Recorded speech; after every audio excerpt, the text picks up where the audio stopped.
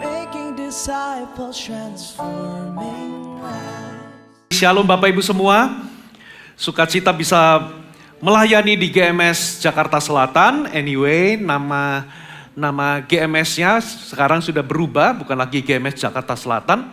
Tapi semenjak kita pindah gedung yang baru, kita berubah nama jadi GMS Gandaria City. Oke, kita berikan tepuk tangan.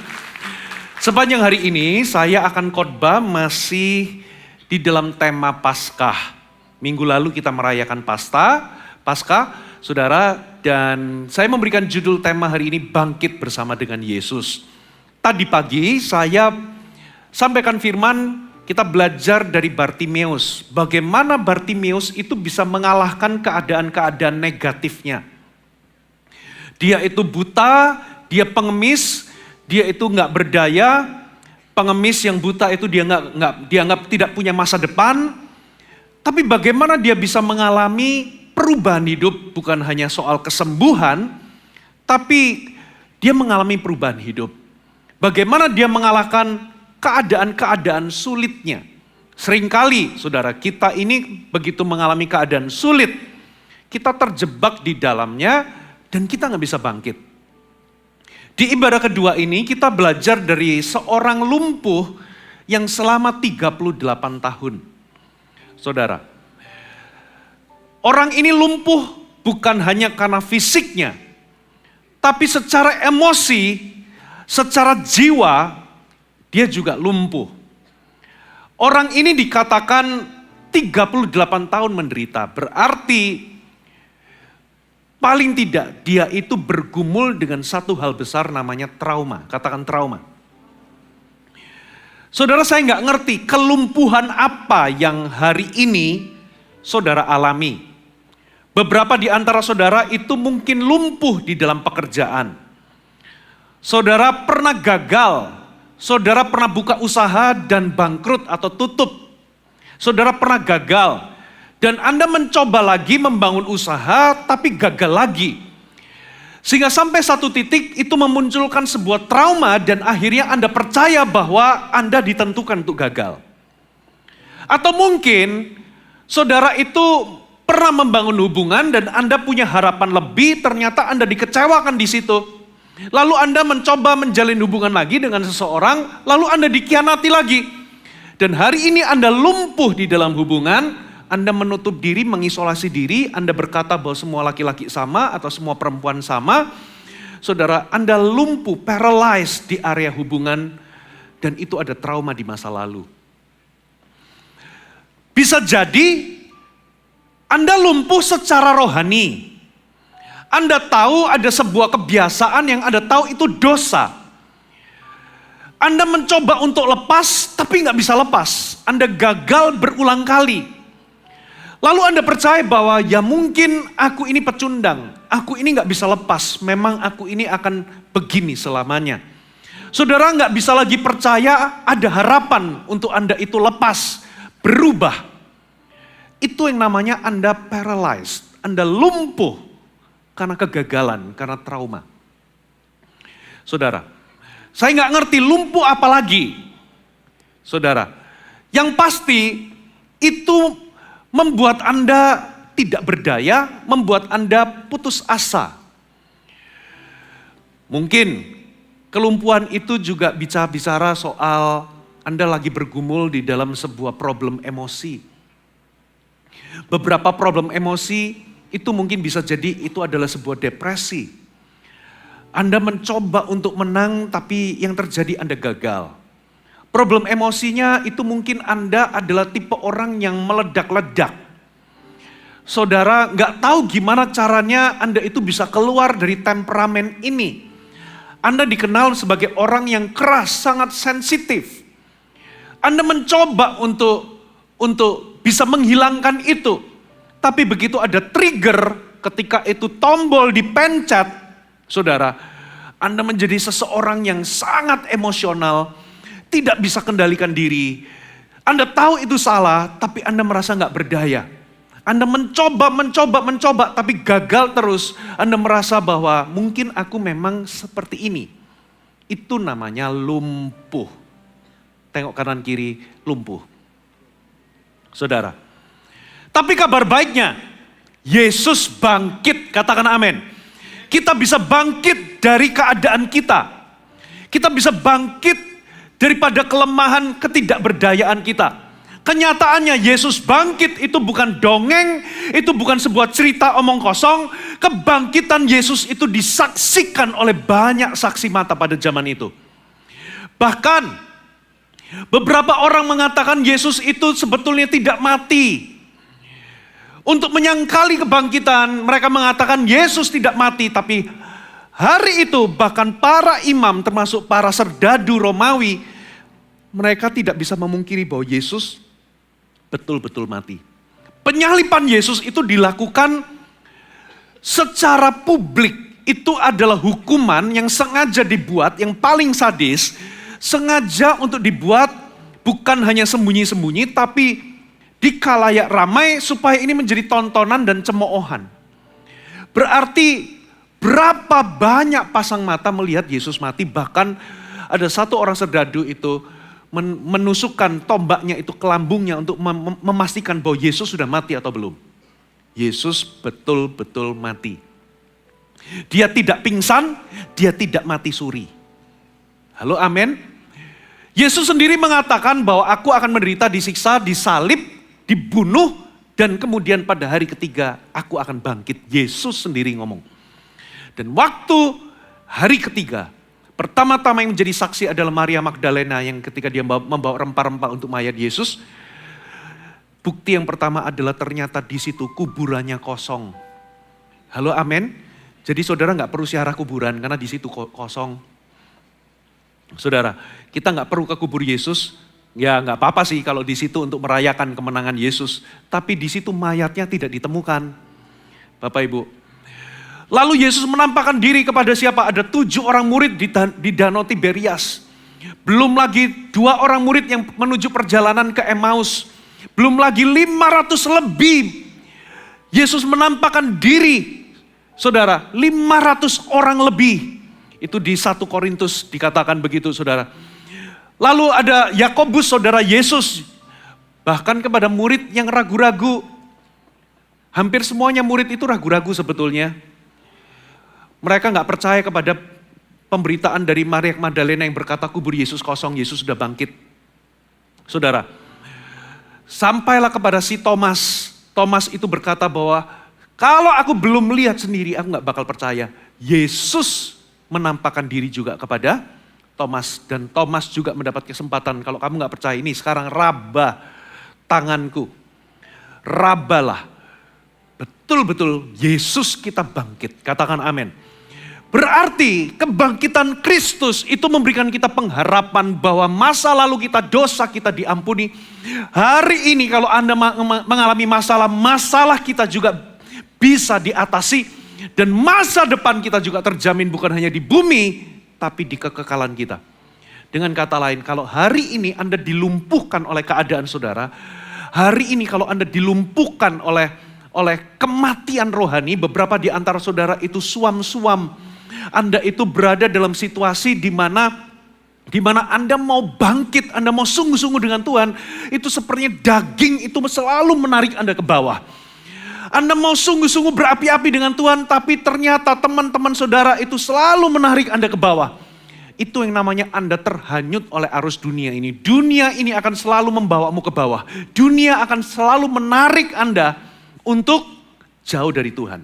Kalau Anda tidak do something, Anda pasti akan hanyut.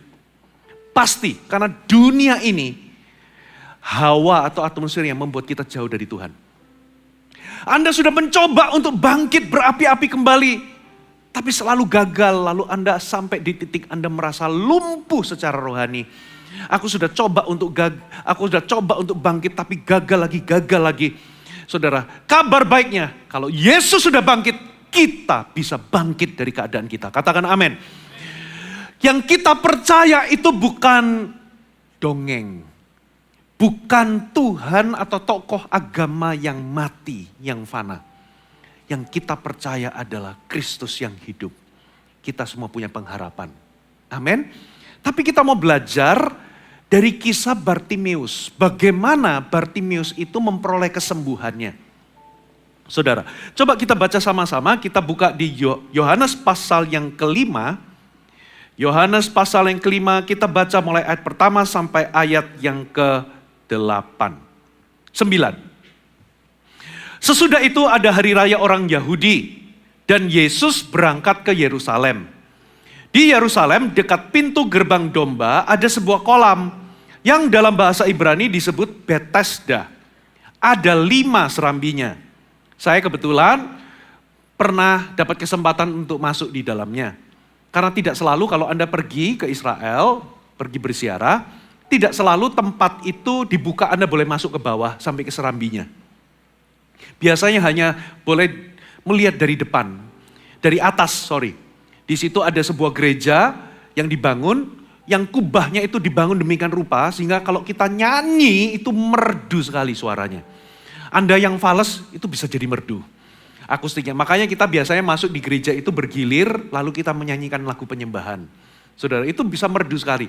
Tapi kita bisa melihat itu dari atas, sehingga kita nggak bisa melihat gambaran secara sempurna seperti apa sih. Baru setelah kita diizinkan untuk masuk di bawah dan sebagainya, dan kadang itu juga ditutup, kita nggak bisa masuk sampai gimana. Ya, ternyata di situ ada, di dalam itu ada sebuah kolam, dan di situ ada kayak terasnya atau serambinya, ada 5 serambinya. Dan di situ ada banyak orang-orang sakit, bisa puluhan, bisa ratusan, menantikan saudara yang namanya mujizat. Coba kita baca selanjutnya. Dan di serambi-serambi itu berbaring sejumlah besar orang sakit. Jadi itu serambi gede banget gitu ya. Orang-orang buta, orang-orang timpang, orang-orang lumpuh yang menantikan guncangan air kolam itu. Sebab sewaktu-waktu turun malaikat Tuhan ke kolam itu dan mengguncangkan air itu. Barang siapa yang terdahulu masuk ke dalamnya sesudah guncangan air itu menjadi sembuh. Apapun penyakitnya. Di situ ada seorang yang sudah 38 tahun lamanya sakit. Ketika Yesus melihat orang itu berbaring di situ dan karena ia tahu bahwa ia telah lama dalam keadaan itu, berkatalah ia kepadanya, maukah engkau sembuh? Jawab orang sakit itu kepadanya, Tuhan, tidak ada orang yang menurunkan aku ke dalam kolam itu apabila airnya mulai goncang. Dan sementara aku menuju kolam itu, orang lain sudah turun mendahului aku. Kata Yesus kepadanya, bangunlah, angkatlah tilammu dan berjalanlah. Dan pada saat itu juga sembuhlah orang itu, lalu ia mengangkat tilamnya dan berjalan. Tetapi hari itu hari Sabat. Sampai di sini saudara. Kita melihat ada satu tempat namanya kolam Bethesda. Kolam Bethesda ini dalam bahasa aslinya berarti rumah kemurahan. Katakan rumah kemurahan. Itu dianggap sebagai rumah kemurahan karena itulah tempat pengharapan terakhir bagi orang-orang yang sudah sebetulnya sudah tidak punya harapan. Mereka mungkin sudah berobat kemana-mana, sudah diobati oleh tabib, dan mereka tidak mendapatkan hasil, lalu pengharapan terakhir itu mereka akan pergi ke sana, karena di situ sewaktu-waktu malaikat itu bisa turun mengguncangkan air itu, siapa yang pertama nyemplung di dalamnya, apapun penyakitnya, katakan apapun, sembuh saudara. Jadi itu adalah rumah kemurahan bagi orang-orang yang merasa sudah tidak ada harapan lagi. Inilah pengharapan satu-satunya atau pengharapan terakhir. Tapi dalam realitanya, kolam Bethesda itu bisa jadi rumah kekecewaan bagi banyak orang. Kenapa? Karena dari sebagian besar orang yang sakit, yang disembuhkan itu adalah yang pertama kali nyemplung. Katakanlah kalau ada 1.000 orang di situ, berarti cuma 1 yang sembuh kalau malaikat datang. Kalau malaikatnya datang seminggu sekali, masih puji Tuhan, berarti ada 52 kesempatan atau 52 kesembuhan yang terjadi selama setahun. Saudara, kalaupun malaikatnya datang setiap hari, cuman ada 365 orang yang sembuh, padahal yang datang mungkin bisa 1.000 orang. Dengan kata lain, walaupun itu adalah rumah kemurahan, tapi bagi sebagian besar orang itu adalah rumah kekecewaan. Khususnya bagi orang lumpuh yang sudah 38 tahun ini. Saudara, itu adalah rumah kekecewaan. Bapak Ibu. Mungkin Anda juga mengalami hal yang sama. Anda berulang kali gagal, saudara, lalu sampai di titik Anda kecewa dan bahkan sudah di titik trauma. Sehingga Anda bahkan berhenti untuk mencoba lagi. Kenapa? Karena takut gagal lagi. Beberapa di antara Anda sudah malas datang ke gereja pelayanan gitu, sudah malas. Kenapa? Karena Anda mungkin pernah dilukai oleh rekan pelayanan. Atau mungkin dikecewakan oleh seorang pemimpin rohani. Lalu setelah itu Anda vakum. Anda berada di posisi ini sudah bertahun-tahun, yang penting aku masih bisa datang di gereja. Cukup. Tapi gak usah melayani lebih dalam, gak usah ikut Tuhan lebih dalam. Karena apa? Anda takut kecewa lagi. Beberapa di antara Anda karena kegagalan yang berulang-ulang, bahkan itu membuat Anda bahkan sudah lelah untuk berdoa atau berharap lagi. Pernah gak Anda capek berharap? Udah gak perlu berdoa, nanti aku kecewa lagi. Gak perlu minta lagi kepada Tuhan, nanti kecewa lagi. Sampai satu titik Anda gak punya tenaga lagi, gak punya kekuatan lagi untuk berdoa. Karena apa? Karena trauma. Sehingga Anda tidak lagi mencoba lagi. Terlalu lelah untuk mencoba. Saudara, tapi kabar baiknya, coba kita lihat di ayat, kita baca di ayat yang ke-6. Dikatakan begini, ketika Yesus melihat orang itu berbaring di situ. Dan karena ia tahu bahwa ia telah lama dalam keadaan itu. Berkatalah ia kepadanya, maukah engkau sembuh? Dengan kata lain, Yesus mendatangi orang yang putus asa ini. Bahkan dikatakan Yesus tahu ia mengalaminya. Bapak Ibu, yang memberikan Anda pengharapan adalah Yesus tahu apa yang Anda alami. Sekalipun Anda merasa bahwa Tuhan gak mendengar doaku, Anda merasa bahwa Anda begitu jauh dari Tuhan, percayalah Tuhan mengerti apa yang Anda alami. Dan Dia tahu di mana Anda berada, posisi Anda berada hari ini. Buktinya apa? Bukan orang ini yang mendatangi Yesus, tapi Yesus yang mendatangi dia. Di titik dia itu putus asa. Katakan amin. Ini yang membuat kita punya pengharapan. Lalu apa yang terjadi? Yesus bukan hanya mendatangi dia, lalu Yesus menawarkan sesuatu. Memberikan sebuah pertanyaan. Maukah engkau sembuh? Saudara, waktu saya baca ayat ini, secara logika gak masuk akal pertanyaan Yesus ini. Ya, Yesus sudah tahu dia sakit. Sudah tahu di kolam Bethesda itu banyak orang sakit butuh kesembuhan. Dia ini sudah 38 tahun lumpuh. Kok masih ditanya maukah engkau sembuh? Ya pastilah. Betul atau betul? Ini pertanyaan gak masuk akal. Tapi kalau Anda renungkan baik-baik, izinkan Roh Kudus berbicara, ternyata pertanyaan Yesus itu to the point, saudara. Yesus itu gak pernah bertele-tele. Dia kalau mengucapkan sesuatu pasti ada tujuan. Dia gak pernah berbasa-basi. Kalau Yesus tanya, maukah engkau sembuh? Itu pertanyaan betul-betul nancep ke titik persoalan atau titik masalah dari orang lumpuh ini. Rupa-rupanya kalau Anda minta Roh Kudus menerangi, pertanyaan Yesus itu lebih dalam dari soal kesembuhan fisik. Yesus itu mengajukan pertanyaan karena itulah masalah sebenarnya dari orang ini. Saudara, karena Yesus itu mengoperasi lebih dalam, ternyata ini bukan bicara soal kesembuhan fisik, tapi ini bicara soal soal sakit yang lebih dalam. Yaitu sakit yang ada dalam batin dan jiwanya.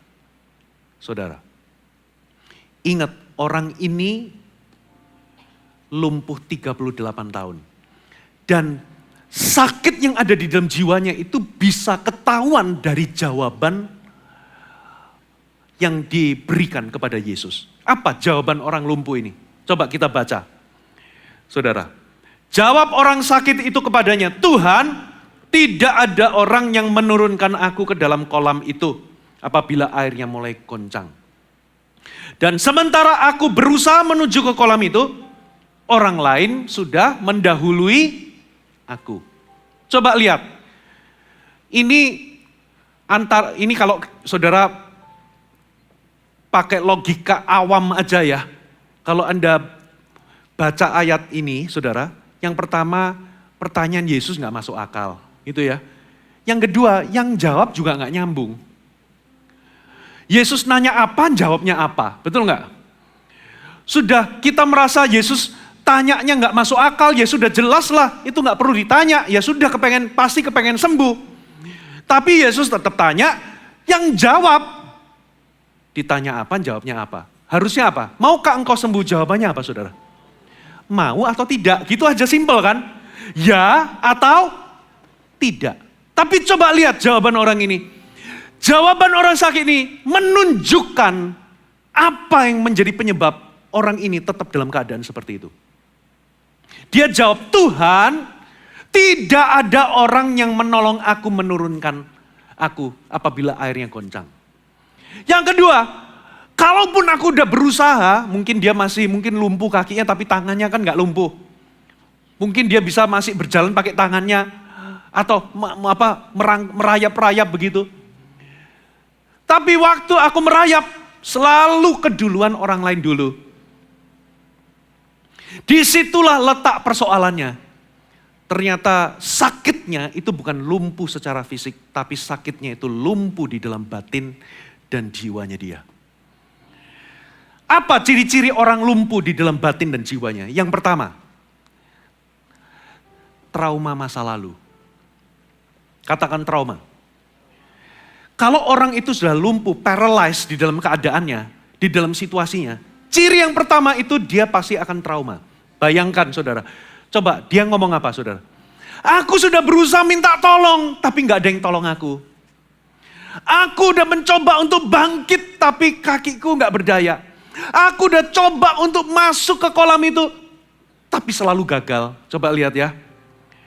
Dia mengalami kegagalan berulang-ulang kali. Saudara, makanya saudara, ciri orang yang lumpuh selalu yang pertama kelihatan itu adalah dia selalu melihat ke masa lalu, lalu dia trauma. Dia jelaskan, saudara, biasanya terucap. Saudara mau tahu seseorang itu punya iman atau tidak? Lagi dikuasai ketakutan atau tidak? Coba Anda ajak ngobrol, lihat aja 10 menit, 15 menit pertama apa yang diucapkan orang itu. Saudara, kalau orang itu iman, kata-katanya akan kelihatan. Tapi kalau dia takut, kata-katanya akan pesimis. Dia memperkatakan itu saudara. Yang kedua, ciri orang yang lumpuh. Suka menyalahkan keadaan, suka menyalahkan orang. Pernah ketemu sama orang seperti ini? Pernah Pak Puji? Itu diri saya sendiri. Coba dia ngomong apa? Dia pertama salahkan siapa? Dia salahkan orang, betul nggak? Aku sudah minta tolong, tapi nggak ada yang tolong aku, nggak ada orang yang turunkan aku. Yang kedua dia salahkan keadaan. Aku sudah berusaha, tapi keadaan banyak orang yang mendahului aku. Saudara, salahkan keadaan. Orang-orang seperti ini tuh banyak di sekitar kita. Pernah nggak Anda mendengar kata-kata seperti ini? Kenapa kok kamu merokok? Iya, aku merokok karena teman-temanku paksa aku merokok. Dia salahkan teman-temannya. Kenapa kok hidupmu berantakan? Aku begini itu karena orang tuaku cerai, keluargaku gak harmonis. Dia salahkan orang tuanya bercerai. Kenapa terlibat narkoba? Aku terlibat narkoba itu karena begini. Kenapa mundur dari Tuhan? Aku mundur karena gerejaku begini. Pemimpin CG ku gak bisa jaga rahasia, makanya hari ini aku kembali dalam kehidupan dosa. Aku begini, aku begitu. Dia selalu bermental korban. Aku begini karena orang lain yang begini. Tahukah saudara, hidup Anda itu, saudara Anda jadi apa, itu adalah keputusan pribadi. Saudara, saya tidak bermaksud mengecilkan apa yang Anda alami. Saya tahu ada beberapa orang itu mengalami pengalaman yang pahit. Tapi pengalaman pahitmu itu tidak akan membentuk Anda kecuali Anda mengizinkannya. Saya pernah ketemu sama orang, saudara, Dengan bangga dia ngomong dia itu keras. Ya, jagoan hatinya keras banget. Karena memang waktu dia cerita, waduh waktu kecil dia diperlakukan oleh, sudah ayahnya meninggalkan mamanya itu memperlakukan dia itu dengan sangat keras. Penuh dengan hinaan juga. Makanya dia tumbuh jadi pribadi laki-laki yang sangat keras. Bangga pula. Saudara. Padahal dia tahu jelas. Dia selalu bentur di sana sini dengan orang. Karena apa? Karena dia keras. Dia jadi pribadi yang sombong. Ya sangat keras. Tidak bisa mengalah. Gak bisa lembut. Gak bisa mengasihi. Saudara. Jadi pribadi yang sangat sensitif. Bapak Ibu. Masa lalu Anda bisa pahit. Tapi Anda tidak harus menjadi orang yang pahit. Katakan amin. Dia salahkan. Orang ini menyalahkan orang lain. Menyalahkan situasi dan keadaan. Kenapa kok kamu terus jatuh dalam dosa yang sama? Dia akan salahkan banyak hal. Dia akan salahkan pemimpin CG ku tidak perhatian kepadaku. Gerejaku tidak menjangkau aku, kurang memperhatikan. Pelayanannya mengecewakan. Dia akan menyalahkan semua orang. Satu yang gak pernah salah itu adalah dirinya sendiri. Bapak Ibu, ciri kedua dari orang yang lumpuh itu adalah apa saudara? Suka menyalahkan orang dan keadaan. Di dalam pekerjaan juga sama. Kenapa kok kamu gini-gini? Iya, orang tuaku gak kasih aku modal. Iya, karena situasinya begini-begini. Iya, karena apa namanya? Ekonominya lagi dalam kondisi begini-begini. Yes, saya paham. Beberapa orang mungkin Anda tidak seberuntung orang lain lahir dari keluarga yang kaya. Yes, mungkin ada krisis ekonomi. Tapi berhasil atau tidaknya itu adalah keputusan pribadi. Katakan amin. Saudara, kita gak boleh salahkan orang lain. Ciri ketiga, saudara, sikapnya selalu negatif. Katakan negatif.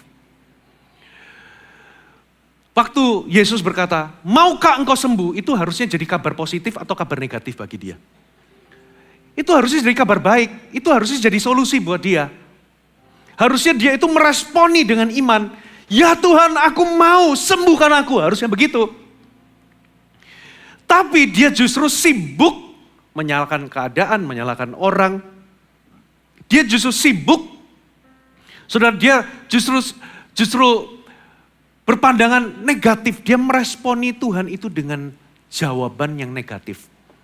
Bukannya berespon dengan iman, tapi justru dia sibuk mengeluh atau berkeluh kesah. Saudara, lihat ya, kita itu seringkali menjadi sedih karena gelasnya itu setengah kosong. Ketimbang kita gembira bahwa masih ada air setengah penuh. Kenapa? Itu adalah pola, katakan pola. Saudara, di dalam pikiran kita itu seperti kayak Anda itu, pernah nggak Anda melihat seseorang yang punya gerobak, yang rodanya dari kayu, yang mungkin dikendarai oleh keledai. Karena setiap hari, saudara, orang ini memakai gerobak yang sama dan ke jalur yang sama terus, maka lambat laun, saudara, roda itu akan apa ya? Membentuk sebuah rel, membentuk sebuah pola di tanah. Polanya itu akan jalan. Jadi rodanya itu udah pakem di situ.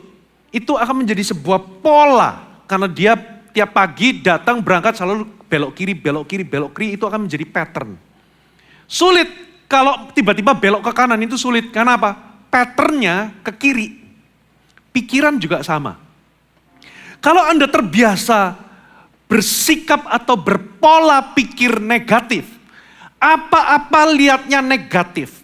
Apa-apa lihatnya negatif lalu skeptis, sinis. Itu akan menjadi sebuah reaksi di dalam pikiran Anda yang otomatis. Saudara, kalau saya pinjam istilahnya Pastor Philip itu selalu lihat gini loh. Lihat donat itu bukan lihat donatnya, tapi lihat lobangnya.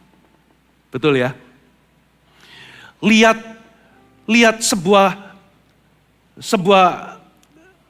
situasi yang dilihat itu bukan kesempatannya tapi kesempitannya. Lihat masalahnya bukan peluangnya. Itu yang namanya pola pikir Anda selalu negatif. Saudara, bawaannya kalau lihat orang itu sudah skeptis dulu, sinis dulu. Suaminya mulai baca Alkitab, istrinya langsung, ini paling hangat-hangat titik-titik. Apa? Titik-titik ayam. Paling ini tomat sebentar, tobat sebentar, kumat. Sinis, negatif. Dia percaya bahwa suaminya gak bakal berubah. Kalaupun berubah cuma sebentar. Karena apa? Selalu negatif. Karena itu sudah jadi pattern di dalam cara berpikirnya. Makanya orang kalau mau berubah hidupnya, pertama-tama yang harus diperbaharui itu adalah budinya. Ya, change the way you think. Bukan change your thinking, tapi change the way you think. Ubahlah polamu atau caramu berpikir. Kalau biasanya itu sudah membentuk sebuah pola ke kiri, sampai jadi rel. Sekarang Anda harus mengubahnya sesuai dengan firman berpikir. Katakan amin. Supaya membentuk pola yang baru. Nah, orang yang lumpuh itu selalu negatif. Saudara, selalu lihatnya negatif. Lihat orang juga yang negatif. Saudara, Bapak Ibu, orang-orang seperti ini mungkin ada di sekitar saudara.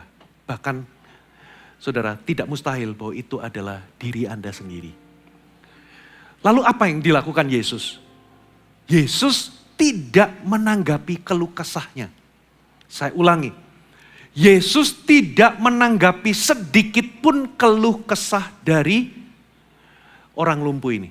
Yang ada Yesus memberikan tiga kata perintah. Dan itu akan menjadi 3 poin yang akan menjadi jawaban buat kita untuk kita bawa pulang. Yang pertama, Yesus berkata, bangunlah. Kedua, angkat tilammu. Yang ketiga, berjalanlah. 3 kata ini adalah respon Yesus kepada orang ini. Yesus tidak menanggapi. Yesus gak ngomong gini, oh kasihan ya gak ada yang tolong ya. Oh kasihan ya selalu kedulan orang lain. Enggak. Yesus memberikan perintah, itu akan menjadi sebuah poin yang profetik bicara dalam kehidupan kita. Bagaimana kita mengatasi kelumpuhan rohani kita. Bagaimana kita mengatasi kelumpuhan diri kita terhadap situasi kita. Bagaimana kita menang terhadap yang namanya trauma. Ada amin? Yang pertama, catat baik-baik. Perintah yang pertama yang Yesus sebutkan, ucapkan adalah bangunlah. Apa artinya? Saudara, artinya yang pertama Anda harus mengambil posisi Anda di dalam iman. Memang kalimat ini sederhana, kata ini sederhana. Bangunlah, itu simple. Tapi sebetulnya maknanya begitu dalam. Tuhan itu sedang ngomong kepada orang ini. Saudara, bangun artinya bangkit dari keterpurukanmu. Bangkit dari kekecewaanmu. Bangkit dari traumamu. Engkau harus memutuskan untuk bangkit. Beberapa di antara saudara, Anda itu tergeletak terus.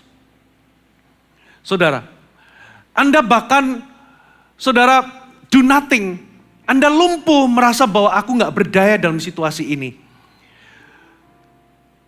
Bahkan Anda sampai di titik Anda percaya bahwa keadaan dan hidup Anda tidak mungkin bisa berubah. Anda tergeletak, terkapar. Saudara, kata bangun itu Anda harus ambil posisi Anda di dalam iman. Halo, amin? Saudara nggak bisa ada dalam posisi pasif lalu Anda menyerah atau pasrah. Saudara, tapi Anda paling tidak Anda harus ambil satu janji, ambil satu kebenaran firman, lalu Anda pakai itu untuk aku bangkit. Paling tidak dimulai dari Anda percaya bahwa hidupku, keadaanku bisa berubah. Katakan amin. Beberapa orang, saudara, karena trauma, Anda sudah terkapar, Anda nggak bangkit dari kondisi Anda. Anda bahkan sudah percaya bahwa aku ditakdirkan untuk begini. Aku ditakdirkan untuk ya terus-menerus jatuh dalam dosa.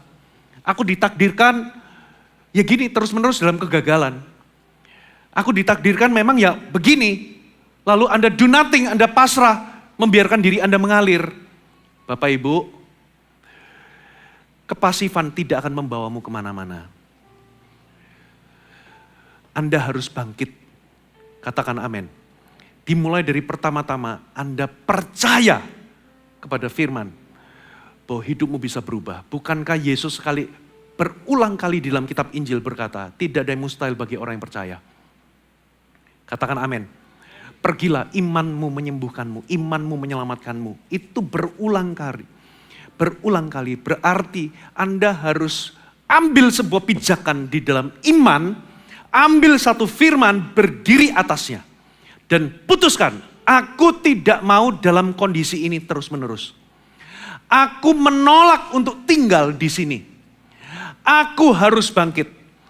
Aku tidak akan membiarkan keadaan ini terus menguasaiku.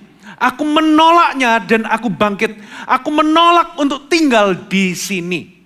Satu kali, saudara, ada seseorang itu lihat turis. Turis itu melihat seseorang yang memacu kudanya dengan luar biasa. Lalu satu kali orang ini melihat turis itu ketemu sama penunggang kuda tadi. Dia ngomong gini, wah kamu hebat.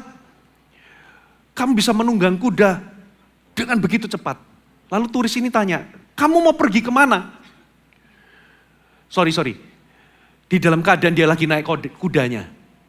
Dia berteriak, kamu hebat, kamu bisa tunggang kuda ini begitu luar biasa. Kamu mau kemana? Lalu orang yang nunggang kuda itu berteriak menjawab, tanya aja sama kudanya. Berarti dia itu sebetulnya nggak bisa naik kuda.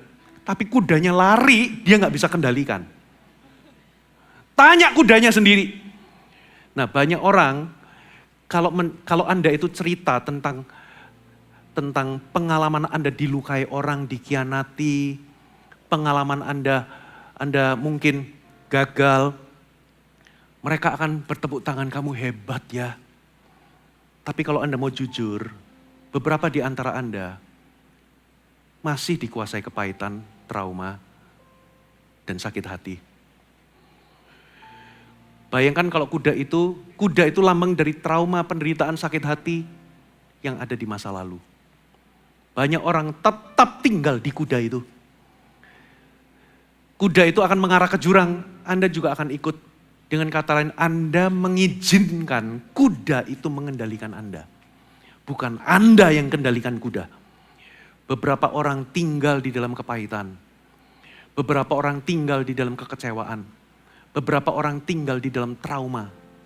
Bapak Ibu, breakthrough atau terobosan itu tidak terjadi ketika perubahan itu terjadi. Breakthrough itu terjadi ketika pertama-tama Anda memutuskan untuk bangkit dan mempercayai firman Allah. Bahwa segala sesuatu bisa berubah. Amin. Jadi Anda harus memutuskan, aku tidak mau dikendalikan oleh keadaanku. Aku tidak mau dikendalikan oleh trauma. Aku tidak mau tinggal di situ. Aku tidak mau menetap di dalam sakit hati ini. Aku tidak mau tinggal di dalam kelumpuhan ini. Saudara, Anda harus memutuskan untuk bangkit. Makanya Yesus berkata sama orang lumpuh ini, bangun, itu perintah pertama. Saudara, amin. Nah pertanyaannya, bagaimana Anda itu bisa bangkit? Saudara, makanya Anda harus cari firman. Anda harus dengarkan khotbah. Dengarkan kesaksian. Kalau Anda dengarkan kesaksian, orang hidupnya berubah. Orang kecanduan kok bisa berubah. Satu kali saya pernah mendoakan seorang ibu-ibu 43 tahun lebih. Ibu-ibu saudara.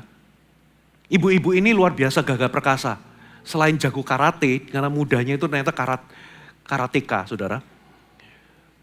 Dia pertama-tama ikut CG, setiap kali pulang dari CG merokok. Gitu ya. Terus satu kali saya berdiri di depan, karena waktu itu ada acara, saya memastikan semuanya oke, saya berdiri di lobi. Itu pas kebetulan waktu itu acara Pastor Philip mau khotbah, itu di CP sana. Saya dihampiri sama ibu ini. Pak Puji ingat saya enggak, ternyata di sebuah retreat pendoa, saya pernah doakan ibu ini, katanya matanya menjadi yang minus jadi terang gitu ya. Setelah malah didoakan malah kabur kalau pakai kacamata. Lalu dia berdoa, tolong Pak Puji, saya ini kecanduan merokok. Ternyata rupa-rupanya dia kalau pulang gereja itu, dia pergi ke sudut mana merokok. Ikut CG juga, setelah CG kemana itu merokok. Dia nggak bisa lepas ternyata dari sejak kecil. Padahal ini sudah cukup berusia. Karena saya terburu-buru, saya lepaskan, saya doa. Bapak dalam nama Yesus semua kecanduan nikotin yang ada di otak, pergi. Otak jadilah baru dalam nama Yesus. Sesederhana itu, tiba-tiba orang itu memberikan kesaksian pulang dari setelah didoakan. Dia nggak kecanduan lagi, dia malah enek. Tapi saya minta jangan dulu dipublikasi. Karena jangan-jangan ya itu tadi, perubahannya cuma sementara. Kita cek 3 bulan. 3 bulan bersih, tidak merokok.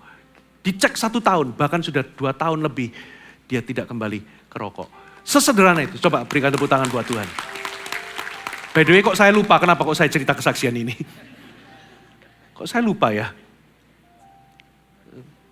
Kenapa? Kenapa kok saya cerita itu tadi?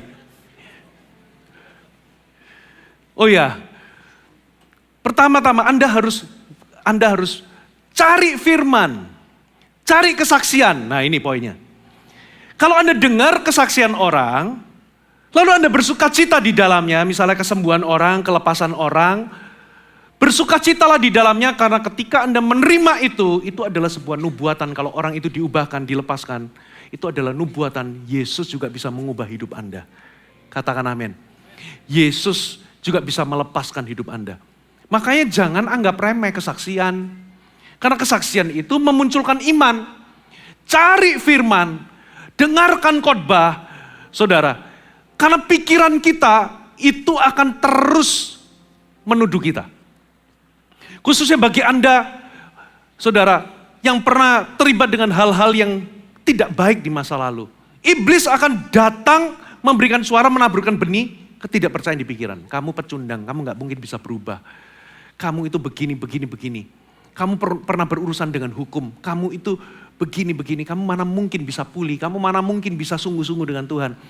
Sehingga buktinya apa? Saudara ngomong kamu berkali-kali usaha, kamu gagal kan? Karena memang kamu pecundang. Sehingga Anda dirundung oleh perasaan tertuduh, perasaan bersalah, putus asa. Makanya Anda harus isi pikiran Anda dengan firman. Cari firman, dengarkan kesaksian. Karena kesaksian itu akan membangkitkan harapan Anda. Itulah cara Anda memposisikan diri Anda dalam iman. Amin. Begitu Anda sadar bahwa aku masih punya harapan karena Tuhan berkata demikian. Kita itu lebih condong dengar apa kata orang sih. Betul atau betul? Bukan apa kata Tuhan. Padahal sudah ada lagunya. Ku yakin saat kau berfirman. Kuncinya dia yang salah, bukan saya. Ku yakin saat kau berfirman. Ayo nyanyi bersama saya. Ku menang. Kau bertindak, katakan sama-sama dengan keras, hidupku hanya ditentukan oleh perkataanmu. Sampai sini. Hidup kita itu ditentukan oleh perkataan Tuhan. Jangan izinkan orang lain, kata-kata negatif, bahkan kata-kata yang iblis lancarkan lewat mulut orang lain, melemahkan iman saudara sehingga Anda tetap berada di titik yang sama. Posisikan dirimu dalam iman. Cari firman. Dengarkan firman. Dengarkan kesaksian orang. Terimalah bahwa kalau orang lain disembuhkan, Tuhan gak pernah pilih kasih. Itu menjadi kesaksian bahwa hidupku juga bisa diubahkan. Amin. Yang kedua saudara, coba kita lihat. Kata-kata apa yang kedua yang diucapkan oleh Yesus? Yesus berkata, setelah berkata bangunlah, Yesus berkata, angkat tilammu. Apa maksudnya angkat tilam? Saya terjemahkan ini dalam poin kedua, artinya Anda harus tinggalkan kenyamanan atau zona nyaman Anda. Maksudnya bagaimana? Tilam itu adalah tempat dia itu nyaman di dalam ketidakberdayaan dia. Tilam itu tempat di mana dia itu tinggal di dalam keputusasaan, tinggal di dalam trauma, tinggal di dalam penderitaan selama bertahun-tahun. Sehingga sampai satu titik, tilam itulah yang memberikan dia kenyamanan di dalam kondisi dia. Nah, beberapa orang, kenapa hidupnya gak pernah berubah?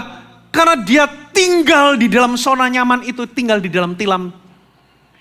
Yang menarik, Yesus itu tidak berkata tinggalkan tilammu, enggak. Tapi angkat tilammu.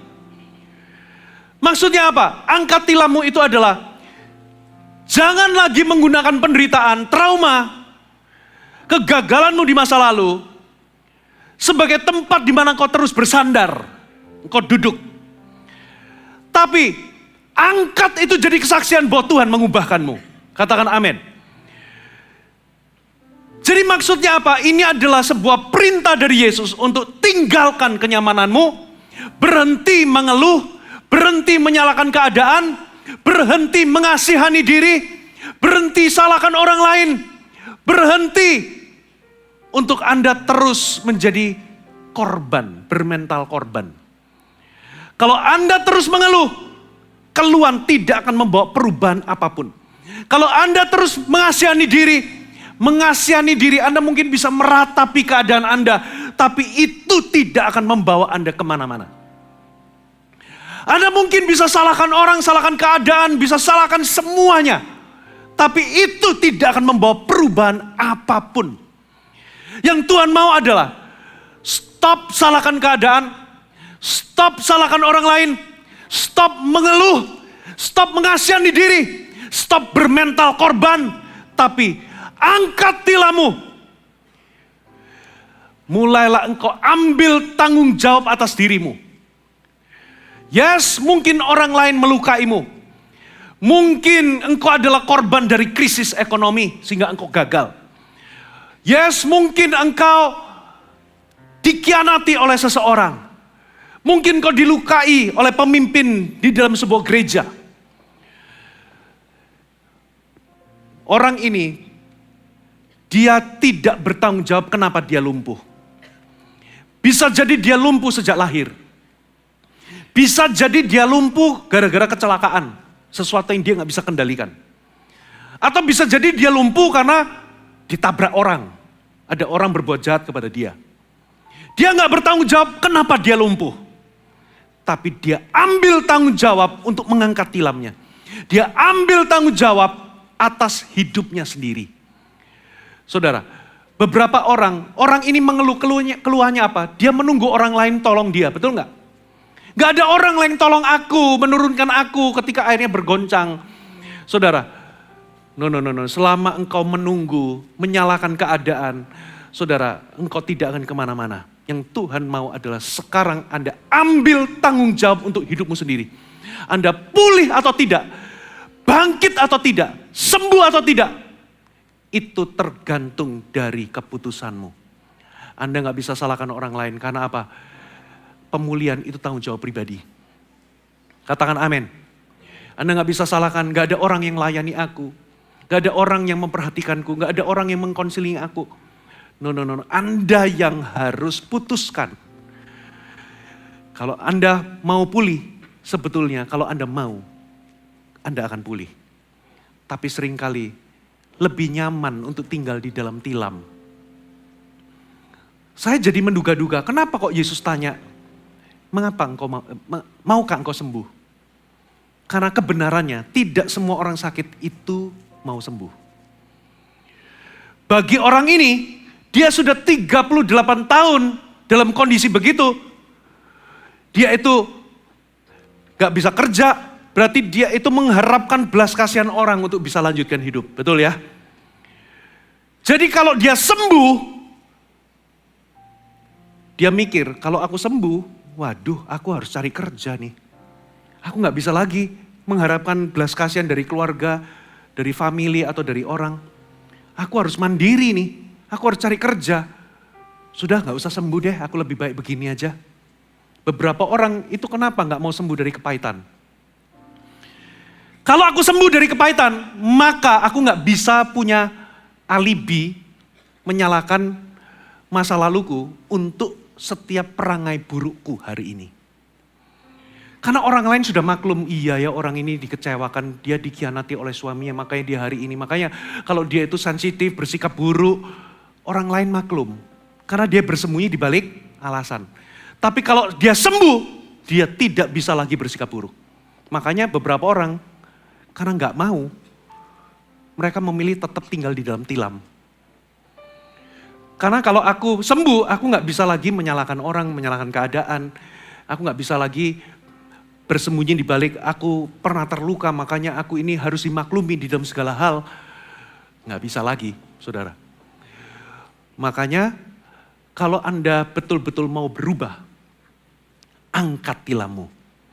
Stop menyalahkan orang, stop salahkan keadaan, stop salahkan orang tuamu, stop salahkan pemimpinmu, stop salahkan keadaan, stop salahkan semuanya, ambil tanggung jawab untuk pemulihanmu sendiri. Saudara, angkat tilammu.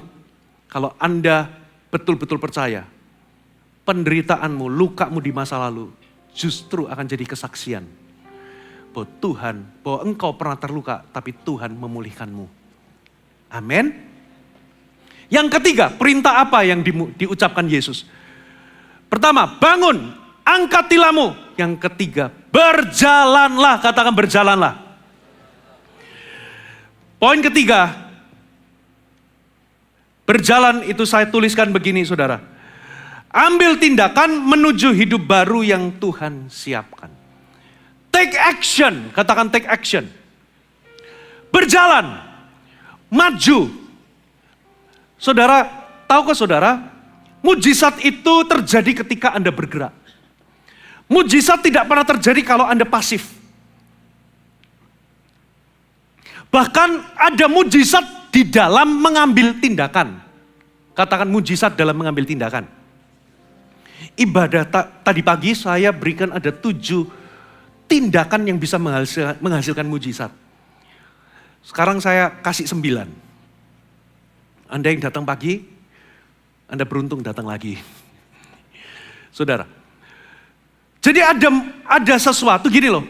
Beberapa orang tidak melihat terobosan karena mereka tidak menyadari bahwa ada hal-hal yang seharusnya itu di dalam kuasa atau kendali mereka untuk lakukan, tapi mereka lebih memilih untuk tidak melakukan. Makanya mujizat gak pernah terjadi, terobosan perubahan hidup gak pernah terjadi. Karena ada orang-orang yang membiarkan keadaan menguasainya, padahal dia itu bisa mengambil tindakan atas situasi yang mereka alami. Tuhan itu gak menyuruh Anda melakukan sesuatu yang tidak bisa Anda lakukan. Kalau Tuhan suruh Anda melakukannya, Tuhan pasti memberikan kuasa atau kemampuan kasih karunia untuk Anda melakukannya. Itulah Tuhan kita. Tuhan kita gak pernah memerintahkan sesuatu yang Anda gak bisa lakukan. Tuhan pasti memberikan kekuatan, dan kalau Tuhan tahu bahwa Anda gak mungkin melakukannya, dia gak akan suruh. Contoh, Yesus berkata kepada Petrus, datanglah kemari. Yang Petrus lakukan apakah salto 20 meter ke atas? Enggak, itu enggak bisa dilakukan oleh Petrus. Yang Petrus bisa lakukan adalah melangkah keluar dari perahu, lalu jalan. Itu sederhana, walaupun sederhana, tapi itu supranatural karena dia jalan di atas air. Kalau Anda lakukan bagian Anda, sesuatu yang ada di dalam kendalikan dan Tuhan suruh Anda lakukan, lakukan. Maka sisanya yang di luar kendali Anda, Tuhan yang akan lakukan. Katakan amin. Petrus itu melakukan, dia cuma melangkah, jalan. Sisanya, kok bisa air menopang dia, itu Tuhan yang lakukan. Itulah mujizat. Ada amin? Ada mujizat di dalam mengambil tindakan. Mujizat apa? Yang pertama, saudara. Kalau Anda itu lumpuh karena ketakutan, kekhawatiran, kecemasan, ada satu tindakan yang bisa menghasilkan mujizat damai sejahtera dalam hidup Anda. Namanya berdoa. Katakan berdoa. Firman Tuhan berkata, janganlah hendaknya kamu khawatir tentang apapun juga. Tapi nyatakanlah semuanya itu dalam doa dan permohonan disertai dengan ucapan syukur. Maka damai sejahtera Allah yang melampaui segala akal itu akan menguasai hati dan pikiranmu dalam Kristus Yesus. Ada amin? Jadi waktu Anda cemas, sebetulnya itu adalah signal untuk Anda berdoa. Kalau Anda mulai berdoa, melakukan tindakan ini, mujizat tiba-tiba sesuatu berubah. Kecemasan itu akan di-cancel dalam hidup Anda. Itu tidak akan menguasai Anda. Sebaliknya ada damai sejahtera yang melampaui segala understanding dalam bahasa Inggrisnya. Ya, yang surpasses all understanding, yang peace, damai sejahtera yang melampaui segala pengertian itu meliputi hati Anda. Mungkin masalah belum selesai, tapi Anda diliputi damai sejahtera. Dunia berkata, damai itu baru datang kalau masalah selesai, tapi Tuhan kita beda. Masalah belum selesai, Anda bisa damai. Katakan amin. Tindakan kedua, saudara. Apa? Sebentar, saya buka dulu catatan. Tindakan kedua. Kalau Anda merasa hatimu itu tambah keras karena pernah Anda dilukai atau sakit hati. Saudara tahu bagaimana Anda bisa mendapatkan mujizat tiba-tiba hati Anda bisa menjadi lembut? Tindakan kedua adalah pengampunan. Kalau Anda mengampuni, sesuatu terjadi di dalam hatimu. Hatimu akan dilembutkan. Efesus berkata, hendaklah segala kepahitan, kegeraman, pertikaian, ya, kemarahan itu dibuang dari antaramu, begitu pula dengan segala kejahatan. Lalu di 2 ayat berikutnya dikatakan begini, hendaklah engkau ramah dan penuh kasih mesra. Kata ramah dan penuh kasih mesra dalam terjemahan bahasa Inggris itu pakai kata kind and tender hearted. Hendaklah engkau ramah dan penuh kasih mesra. Hendaklah engkau saling mengampuni seperti Tuhan mengampunimu di dalam Kristus. Dengan kata lain, ketika engkau melepaskan pengampunan, engkau akan bisa jadi orang yang ramah dan lembut. Selama engkau tidak melepaskan sebuah tindakan yang namanya pengampunan, selama itu pula hatimu akan keras. Lihat ya, sebuah tindakan itu akan menghasilkan mujizat. Amin. Tindakan ketiga adalah bersyukur. Bersyukur adalah tindakan yang melipat gandakan berkat Tuhan dalam kehidupan Anda. Semakin banyak mengeluh, semakin tertutup pintu. Semakin banyak bersyukur, Tuhan bisa lipat gandakan banyak berkat-berkat. Berkat itu jangan hanya bicara soal berkat jasmani saja. Berkatnya Tuhan itu holistik. Ada 10 orang kusta, semuanya disembuhkan, cuman 1 yang kembali dan mengucapkan terima kasih kepada Yesus. Yesus gusar, yang lain mana? Lalu Yesus memberikan kalimat penutup yang menjelaskan perbedaan dengan 9 orang. Dia dikatakan, pergilah, imanmu menyelamatkanmu. Kata menyelamatkan itu pakai kata zozo, S-O-Z-O. Artinya bukan hanya soal kesembuhan, tapi holistik. Yang 9 cuma dapat kesembuhan, tapi yang 1 karena dia kembali dan bersyukur, dia mendapatkan paket lengkap berkat Tuhan. Bukan hanya kesembuhan fisik, tapi juga emosional, kesembuhan segalanya yang holistik yang Tuhan sediakan buat orang ini. Kalau Anda gak pernah mengucap syukur, itu menutup pintu berkat. Makanya tindakan bersyukur, kalau Tuhan suruh Anda bersyukur, bersyukurlah dengan segenap hati. Katakan amin. Yang berikutnya, kemurahan hati adalah tindakan mematahkan kuasa kekurangan dalam kehidupan saudara. Kitab Amsal berkata ada orang yang sebar harta, tapi makin kaya, makin prosper dalam bahasa Inggrisnya. Tapi ada orang yang ngirit, hemat begitu rupa, tapi selalu kekurangan. Ada apa dengan kemurahan hati? Ayat berikutnya di kitab Amsal itu, barang siapa memberikan minum kepada seseorang, maka ia akan diberi minum. Apa maksudnya? Berarti, saudara, ada sebuah tindakan yang kalau Anda lakukan ketika Anda bermurah hati kepada orang, Anda memberi, itu akan mematahkan kuasa kekurangan di dalam hidup Anda. Tapi semakin Anda menahan sesuatu yang Anda semakin pelit, semakin Anda pegang, semakin kehilangan. Aneh ya, hukumnya Tuhan. Kalau hukum dunia kan hemat pangkal kaya, betul nggak? Saudara, ya memang kita itu harus berhemat, maksudnya apa? Jangan menghamburkan uang untuk hal yang tidak penting. Tapi ini adalah masalah yang berbeda, ini memberi, generosity. Saudara, yang berikutnya, saudara. Ternyata berbicara atau memperkatakan perkataan iman itu adalah sebuah tindakan yang dapat menghasilkan mujizat. Apa mujizatnya? Memindahkan gunung. Katakan memindahkan gunung. Ketika Anda mulai ubah kata-kata Anda dan Anda mulai memperkatakan perkataan iman, bukan perkataan keraguan, ketakutan saudara. Saudara, ini yang terjadi, Anda bisa memindahkan gunung Anda. Saudara, Alkitab berkata, berkatalah asal kau punya iman biji sesawi ini, kau dapat berkata kepada gunung ini, pindahlah, beranjaklah, tercampaklah ke laut asal tidak bimbang hatinya, maka itu akan terjadi bagimu. Seringkali kita itu banyak berkata-kata, berbicara tentang masalah kita, ketimbang kita berbicara kepada masalah kita. Kenapa ada banyak orang berdoa dalam hadirat Tuhan? Sorry sedikit molor, boleh? Begitu keluar ruang doa kok hatinya tambah jeblok. Kenapa? Karena sepanjang Anda berdoa, yang Anda katakan kepada Tuhan adalah betapa besar dan mengerikan masalah Anda.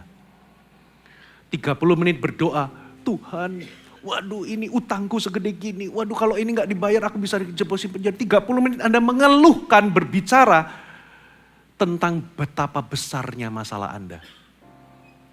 Baru 10 detik terakhir sebelum amin, tapi aku percaya Engkau besar ya Tuhan. Dalam nama Yesus, amin. Keluar, kenapa imanmu jeblok? Karena 30 menit Anda ngomong betapa besarnya masalahmu kepada Tuhan. Coba Anda balik, Anda ngomong kepada masalah Anda, betapa besarnya Tuhanmu. Saudara, kalau Anda belajar berkata-kata kepada masalah, saudara, itu adalah sebuah tindakan iman yang bisa menghasilkan mujizat. Gunungmu pindah. Halo, amin. Saudara, kalau Anda sakit, waduh Tuhan ini sudah begini, ini nanti ini lanjutannya begini, 30 menit Anda, waduh gitu. Lebih baik, aku percaya Tuhan bisa mengubah air jadi anggur, Tuhan bisa bangkitkan orang mati. Anda memperkatakan firman, oleh bilur-bilur aku sembuh. Dan Anda berkata, hai gunung penyakit, beranjaklah, tercampaklah ke laut asal engkau tidak bimbang. Itu akan terjadi kalau Anda belajar berkata-kata kepada masalah Anda dengan iman. Ada mujizat gunung pindah di dalam kehidupanmu. Halo, amin. Yang ke-6, ketekunan adalah tindakan yang dapat menghasilkan mujizat. Mujizat apa? Pintu promosi terbuka dalam hidup Anda. Amsal berkata, pernahkah kau melihat seseorang yang cakap di dalam pekerjaannya? Ia tidak akan berdiri di hadapan orang-orang biasa, tapi di hadapan raja-raja dia berdiri. Kata cakap itu ada 3 terjemahan. Yang satu mengatakan diligent, yang satu mengatakan skillful, yang satu lagi mengatakan excellent. Dengan kata lain, kalau Anda tekun itu berarti Anda itu mengerjakan sesuatu nggak separuh-separuh. Anda melakukannya sampai tuntas. Anda tekun itu Anda terus melakukannya sekalipun Anda gagal, tapi Anda terus melakukannya. Anda melakukannya, Alkitab berkata kalau Anda rajin, pintu promosi terbuka bagimu. Lagi-lagi mujizat terjadi karena tindakan, bukan pasif. Saya lanjutkan ya supaya lebih cepat lagi. Yang ke-7, ketaatan itu akan membawa mujizat. Itu akan melepaskan sebuah mujizat namanya transformasi. Sebuah pabrik sepatu punya tagline, just do it. Saudara, ketika pesta kehabisan anggur, Ibu Yesus memberikan isyarat kepada Tuhan Yesus berkata, waktuku belum tiba. Lalu Maria, ibu Yesus berkata kepada para pelayan, tagline-nya pabrik sepatu itu. Apapun yang dikatakan, just do it. Mungkin para pelayan berpikir, emangnya Yesus bisa lakukan apa? Emangnya Yesus punya anggur? Untuk apa kita harus dengerin dia? Yesus kalau bisa jawab, terserah lo. Lu mau pakai cara dan kekuatanmu atau pakai cara dan kekuatanku? Anda pun harus ambil keputusan. Saudara, Anda mau pakai cara Tuhan dengan cara Anda taat kepada apa yang dia katakan, atau Anda pakai caramu sendiri, pakai kekuatanmu sendiri. Kalau Anda mau pakai kekuatannya Tuhan, bersandar pada Tuhan, turuti, taatlah kepada apapun yang Tuhan perintahkan. Suruh ampuni. Suruh doakan orang yang menganiayamu, doakan. Karena ketaatan itu akan menghasilkan transformasi. Air berubah menjadi anggur. Transformasi apa yang Anda butuhkan saya nggak ngerti. Tapi kalau Anda taat, itu akan melepaskan mujizat namanya transformasi. Amin saudara. Yang ke-8, mencari hikmat adalah tindakan yang dapat menciptakan kemajuan atau keberhasilan. Firman Tuhan berkata dalam kitab Yakobus, kalau engkau kekurangan hikmat, hendaklah engkau minta. Jangan dengan ragu-ragu tapi mintalah dengan iman sebab orang yang bimbang tidak akan mendapatkan apa-apa. Mintalah. Saudara, satu hal yang saya minta ketika saya menggembalakan dari perintisan. Saya dulu itu gak pernah ditoleh dianggap jadi pendeta, Bapak Ibu. Ya mungkin yang lebih model pendeta itu banyaklah bapak-bapak di sini. Saya dulu kalau di lobi ada orang manggil saya begini. Lalu diperkenalkan saya itu usher di GMS ini. Begitu masuk saya yang khotbah, kaget ternyata saya gembalanya. Karena saya nggak punya potongan pendeta. Satu kali ada seorang rekan, dia itu jauh lebih muda dari saya. Tapi orang-orang bisa respect sama dia. Khususnya orang-orang tua. Kenapa? Maaf ini bukan menyindir siapapun. Rambutnya jarang. Lebih muda, tapi nggak punya rambut maksudnya gitu ya. Rambutnya jarang. Jadi dia mukanya jadi lebih boros. Saya jauh lebih tua. Saya kayak anak ABG. Makanya waktu dia tanya, apa struggle-nya Pastor Fuji menggembalakan atau merintis gereja di Jakarta? Saya ngomong gini, I'm a young looking pastor. Jadi gak semua orang itu langsung bisa percaya dan respect. Karena modelan saya gak potongan pendeta. Dari sejak itu saya berdoa minta dua hal sebetulnya. Sama Tuhan dengan iman, saya minta urapan. Yang kedua, saya minta hikmat. Gimana saya bisa gembalakan jemaat yang terus bertumbuh. Ini bukan jadi ladang kuburan bagi saya. Tapi di Jakarta, gereja kami harus bisa bertumbuh. Dulu saya gembalakan awal-awal waktu diserahin Jakarta. Jemaatnya gak lebih dari 150. Dan orang-orang gak selalu akan setia. Hari ini 150 orang itu cuman sisa paling 2 tangan ini. Yang zaman-zaman perintisan. Gak gampang mengembalakan di Jakarta. Merintis gak gampang. Ada banyak pendeta yang lebih fasih bicara, lebih profesional, lebih dikenal. Sementara siapa ini anak kemarin sore namanya Fuji Harsono? Bisa gak berhasil? Tahu gak? Yang saya minta urapan. Kedua, hikmat. Bagaimana bisa mengembalakan jemaat hari ini. GMS di Jakarta makin bertumbuh, gimana saya bisa punya hikmat. Itu bukan kemampuan manusiawi kami. Tapi semata-mata karena saya pernah meminta hikmat kepada Tuhan. Hikmat itu akan membuka pintu kemajuan dalam kehidupan Anda. Yang terakhir saudara, yang terakhir. Yang ke-9 itu adalah kasih, katakan kasih. Alkitab berkata love never fails. Kasih itu adalah sebuah tindakan yang tidak akan pernah gagal. Kasih itu powerful karena itu bisa memperdamaikan orang, memadamkan kemarahan, memadamkan perselisihan, bisa melucuti perpecahan. Bapak Ibu, karena love never fails. Kalau Anda memutuskan untuk mengasihi, maka apapun yang Anda lakukan Alkitab katakan kalau itu kasih, itu nggak akan gagal. Katakan amin. Kalau pernikahanmu di ujung kegagalan, harus ada satu orang yang memutuskan untuk melakukan tindakan kasih. Mengampunikah? Berbuat sesuatu yang mungkin kepada orang yang gak layak untuk Anda kasihi atau sulit untuk Anda kasihi. Dan ternyata tindakan kasih itu tidak akan pernah gagal. Saya tutup dengan ini. Kalimat berjalanlah. Itu berarti Bartimeus harus mengambil sebuah tindakan dari apa yang Tuhan suruh untuk dia bergerak maju, mengatasi semua masa lalunya, mengatasi semua keadaannya hari itu, menuju ke hidup yang baru yang Tuhan berikan. Ada amin? Mari kita bangkit berdiri bersama-sama.